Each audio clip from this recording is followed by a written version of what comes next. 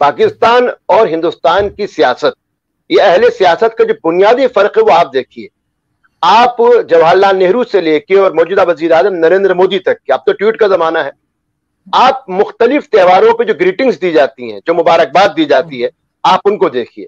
कल भी वजीर आजम ने और आज भी होली पे ग्रीटिंग दी है। आप देखिए, या मैं जब ईद पे देता हूं तो हमारा एक कॉमन वो होता है, समस्त भारतीयों को, सारे हिंदुस्तानियों को ईद की मुबारकबाद है। तमाम हिंदुस्तानियों को होली की मुबारकबाद पेश करते हैं। तमाम हिंदुस्तानियों को गुरु पर्व की इबादत यानी हम जो है वो पेश करते हैं, क्रिसमस की पेश करते हैं। पाकिस्तानी समाज में जो जिसकी बुनियाद मोहम्मद अली जिन्ना साहब ने मजहब की बुनियाद पे, लेकिन सेकुलर रिवायात पे जिसको रखा था, मैं कल वजीर आजम इमरान खान साहब का ट्वीट देख रहा था। ईद की ग्रीटिंग आप देते हैं कि तमाम मुसलमानों को मुबारक हो, होली आपके हिंदू शहरियों को मुबारक हो।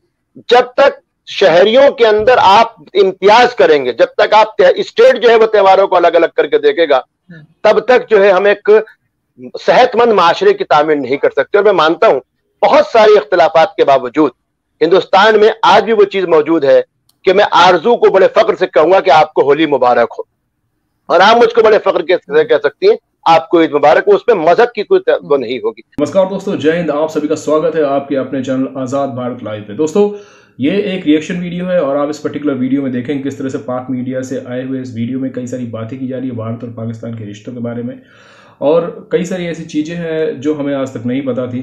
So let's watch the video.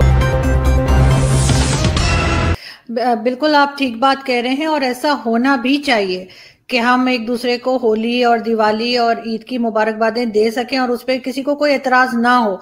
लेकिन सर, पाकिस्तान में आपने देखा होगा कि एक इंतहा पसंदी यहाँ पे बहुत तेजी के साथ चली और बढ़ी, और अब तो यह हाल है कि यहाँ पे अगर कोई किसी के अलग हट के बात करे किसी के मिजाज से, तो यहाँ पर तो मार देने तक के फतवे निकाल दिए जाते हैं। तो जैसे वसीम रिजवी साहब ने कहा कि हिंदुस्तान में कि वहां पे कुरान की आयतों की बात की उन्होंने कि वो 26 आयतें जो है वो निकाल देनी चाहिए।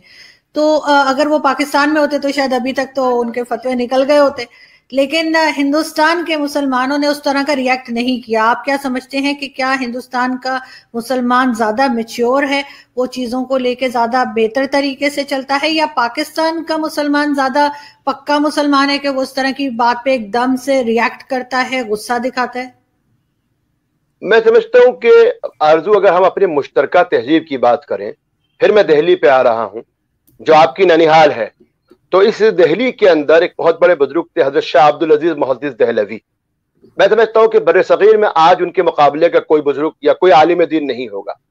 उनके जमाने में एक शख्स ने हजरत मोहम्मद सल्लल्लाहु अलैहि वसल्लम का एक पेंटिंग बनाई और उनके पास वो लेके आया और कहा कि मैं ये आपको देना चाहता हूं।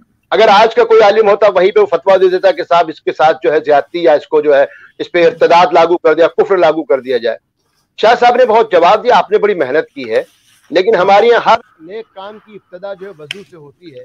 यही अच्छा हो कि इस पेंटिंग को आप पहले वजू करा दें। सर, आपकी आवाज कम आ रही है।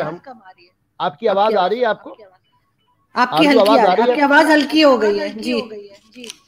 पहले ठीक थी जी। तो शाह साहब के जमाने में अब आवाज आ रही है आरज़ू आपको? जी अब ठीक है, जी अब ठीक है। शाह अब्दुल अजीज मुहद्दिस दहलवी के जमाने में एक शख्स ने पेंटिंग बनाई और पेंटिंग लेके शाह साहब के पास आया।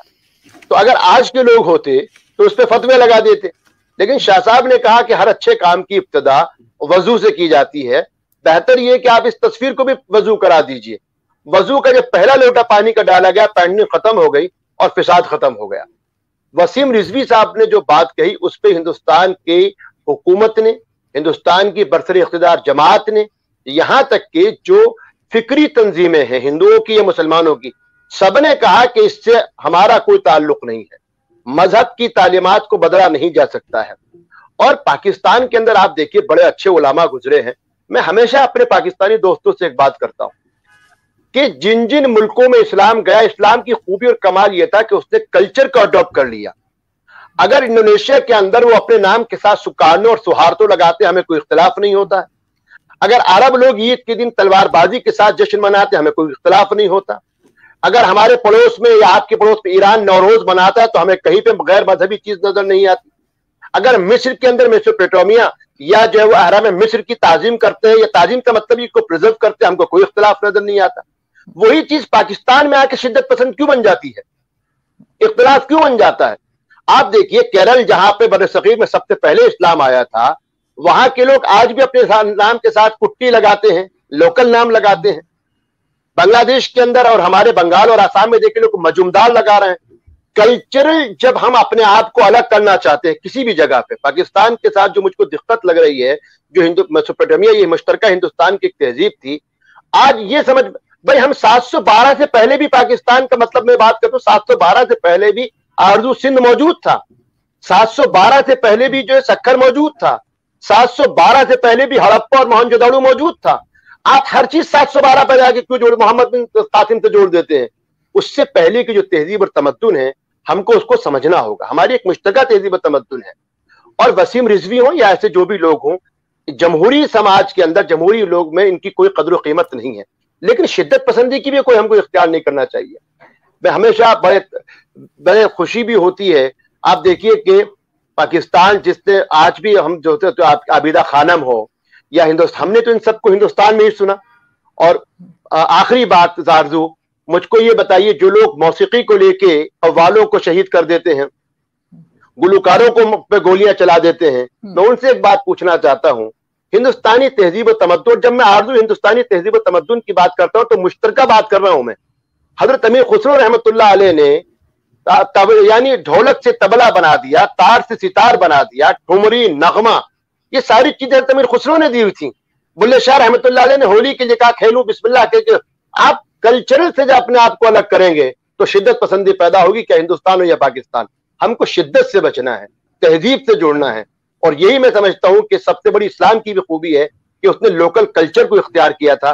लेकिन आरजू मुझको तकलीफ होती है जब मैं अपने पाकिस्तान के अक्सर लोगों से मिलता हूं, पाकिस्तान में कल्चरल जो डिजास्टर आया है, अपने आप को 712 से पहले देखने की जो कोशिश हो रही है, उसने कहीं ना कहीं बानियाने पाकिस्तान या उसके बाद के लोगों की भी जो सोच थी उसको मुतासिर किया है।